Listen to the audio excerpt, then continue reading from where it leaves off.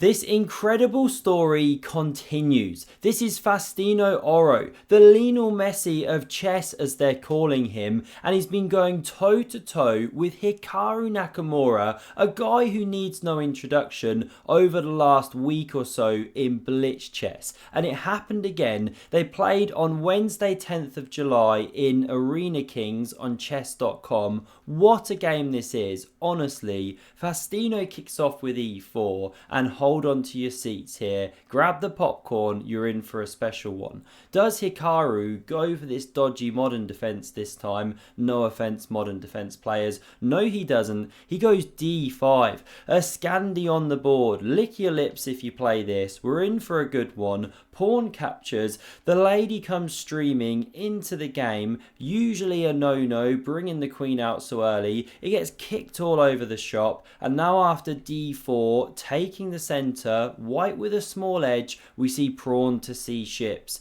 giving the queen some retreat in some lines. It's kind of like a Caro-Kann. We see knight f3 played. Many top pros do a kind of whinny, horsey noise as they do that. Not Oro. He's a young player, not yet mature enough to take it in that direction. Hikaru goes bishop f5. Of course, bring that one out before you go e6. And now knight e5. Usually a no-no to move the same piece twice in the opening, but there's some venom to this move. g4 could be on the way. h4, h5, bishop c4, vamos. But not played here. Hikaru goes knight d7, shutting down those ideas because he wants to trade the horses. You can go knight c4, not selected. Oro keeping it simple. Bishop recaptures here. Bishop d3 looking natural, but he goes for bishop c4. We get knight f6, castles, e6, and now bishop f4, the most pertinent move.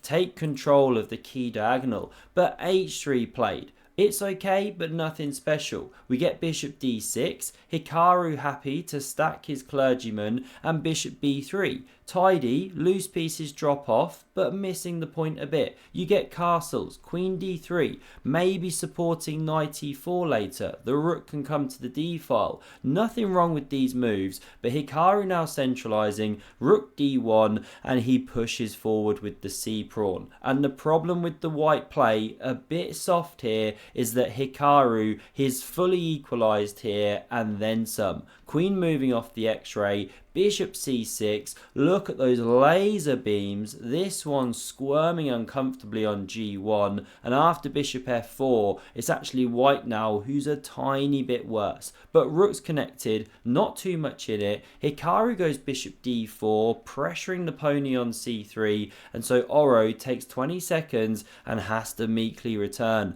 Cover that knight, not ideal. He's losing tempos here, but roughly keeping pace with Hikaru on the clock. That's impressive in itself. We get queen f5 played. Bishop e3 now, pressuring that centralized one. If you want to take here, be my guest. Give me your bishop pair. Hikaru says no. Does he defend this one or take? No. He chucks in a sneaky Zwischenzug, and a lot of the top guys, they whisper that when they do it. Very classy stuff from Hikaru, leans into the mic, does it in a kind of creepy ASMR voice, and now you're forced to play a move, which is ugly. Pawn to f3, makes you wince, pull a face like this, the king indecently exposed now, lifted the kilt, Hikaru goes e5, the bishop was otherwise going to drop off the board, or you had to take a piece. He supports with the pawn here, we get queen f2, intensifying the pressure there, but more really awesome chess from Hikaru. This is where he turns the screw on opponents. Knight h5 played, and his opponents just burn through oodles of time, and he takes over the game, right? It's what he does. But is Oro going to crack? No. He calmly takes on d4. He's now relinquished control of f4, so Hikaru jumps in, the knight looming over the ramparts, another Zwischenzug. He's whispering away on stream, and there's a huge threat to fork this queen and king here. because the G pawn pinned to the king, of course. So here Oro, he gets out of the forking way. Now we see E takes on D4, knight under fire, and it drops back to E2 to challenge that very strong piece. Hikaru takes, didn't have much better. Queen recaptures, rook fe8, very natural move, and the queen slides onto the dark squares. No dark squared bishop for white. Makes sense to cover that complex. The pawn's under fire, queen covers here, and rook d3. Here Oro a bit under the cosh right, but just playing very calmly, keeping the pawn structure intact, preparing to attack that pawn. We get rook e7, rook ad1, both players stacking the towers here, and it's getting tense. It's like watching Anatoly Karpov slide into a Russian lake in the depths of winter and play some ice chess. Will he come out alive? It's tense. This is a very serious sport over in Russia, kind of like chess boxing. If you lose on the board or your nuts freeze off, you actually lose the game. Very intriguing sport, not played widely enough around the world. Give it a go sometime if you live near a lake. Really interesting chess stuff there.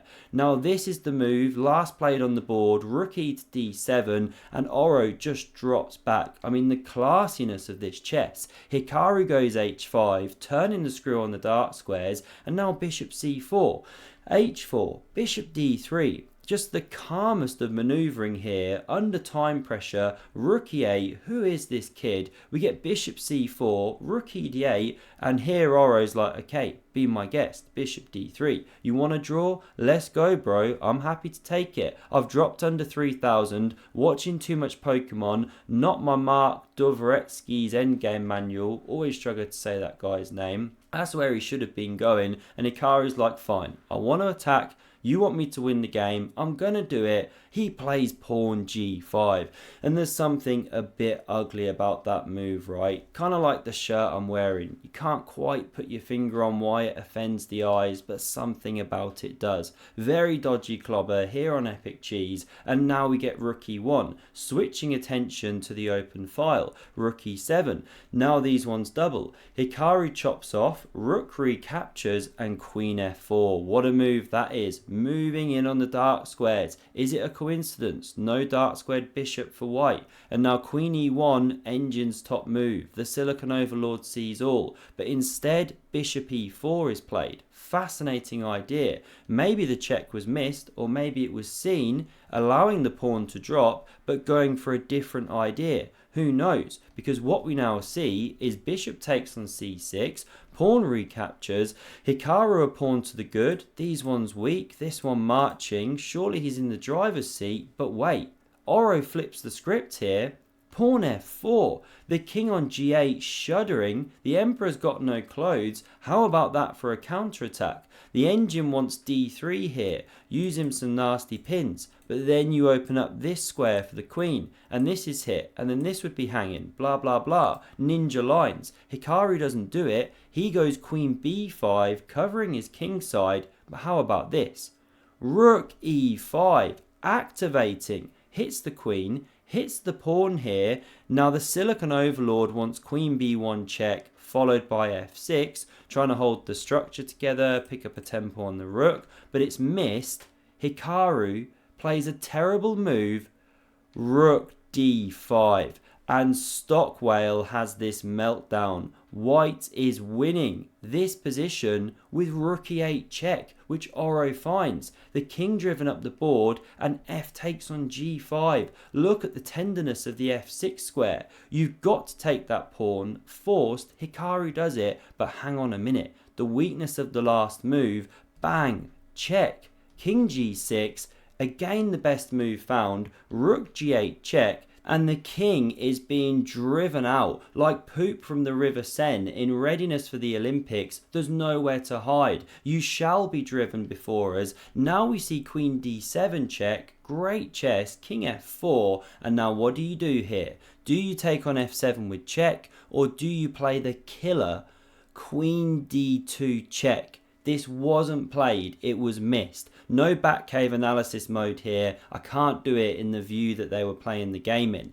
But why this is so good is you x-ray attack the rook. So if you go king f5 to stay with the rook, well, it drops anyway. Lady on the way, also dropping off the board, game over, right? And you can't go king g4, stay with the rook, the pawn covers the square. You have to go here. That's of course lost, but not played. After king f4, we see queen takes on f7 with check. Very natural. Who can resist that? Snaffling a pawn, but it now allows Hikaru to block with the rook. Queen e7 best, cut the file, prepare rook g4 check, but this check was played, king e3, and hang on a minute, you're driving Hikaru up the board. We get rook e8 check, and Stockfish loses its nappy or diaper. Absolute meltdown over here. Suddenly black is winning, but only if you play the move king to f2. It's really awesome because queen f1 checks on the way, followed by this checkmate using the king's support. And how do you actually stop it? Where do you check from? How do you get to the king? You can't. This is blocking the file. This is your only way to check from here, but c5 cuts the attack. No more checks. All you can do is crazy kamikaze moves. The queen's coming down. Awesome line. Hikaru misses it, does not go king f2. He plays king d2. Can you blame him? Hits a pawn, leaves his rook open, but it's game on once more. Now we get the check. This is one of the massive differences. This pawn drops off the board, material restored. You can't quite check from e2. The queen covers the square, so rook e4 played, using the central bridging point of the board there. Are you sliding to b4 or f4? c5 played, covers some important squares, and now queen e6 hits the rook, builds the battery. We see the check, king h2, queen d3, desperate to defend around that king. Best is apparently swiping a pawn off the board, but not played. Queen e5, love the desire to attack the king, not go after the material, and now c4 on the board. Explosive move. Rook e2 check, a great one, but rook e3 played instead. It's given a level game, but only if you go rook f5. Who plays that with seconds on the clock? They're scrambling, and if you play the natural queen d2, you're running into rook e2, of course, losing your queen. Queen d1, well, you've relinquished too much control here. You can check, you can mate, things of this nature. No good. Queen c1, queen a1, or b2 either. All roads lead to Rome.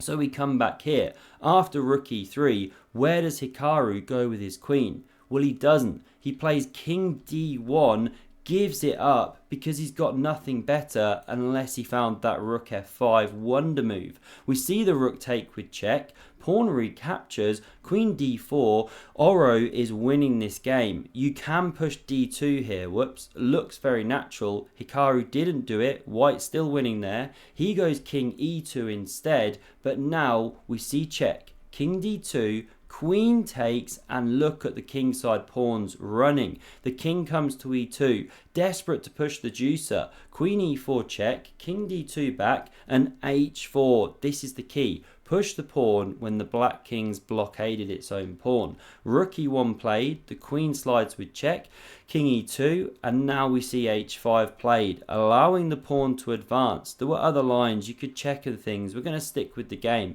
It gets to d2, another check played, king d1, opens the rook's line, so queen g4 check, king c2, and now the best way to go is queen c4 check. You can do this ninja stuff where you bring the queen in with checks and make it so that black has to make a decision. Step to the b file, lose the d pawn, or step to the d file, block it, and white starts pushing. But this wasn't played. After this move of king c2, the check was missed, that whole idea. Instead, we see pawn to h6. Look at the bar react. It's a dead level game again because Hikaru has been allowed to make the queen there. Unbelievable. Now you should take. Apparently it leads to a draw when you start running the second pawn, and these two are actually enough to distract the rook. Should be a draw. So the engine sets. But we don't see that. We see a check. I mean, they're scrambling on seconds here. The king moves to b2 now. The computer gives it level, but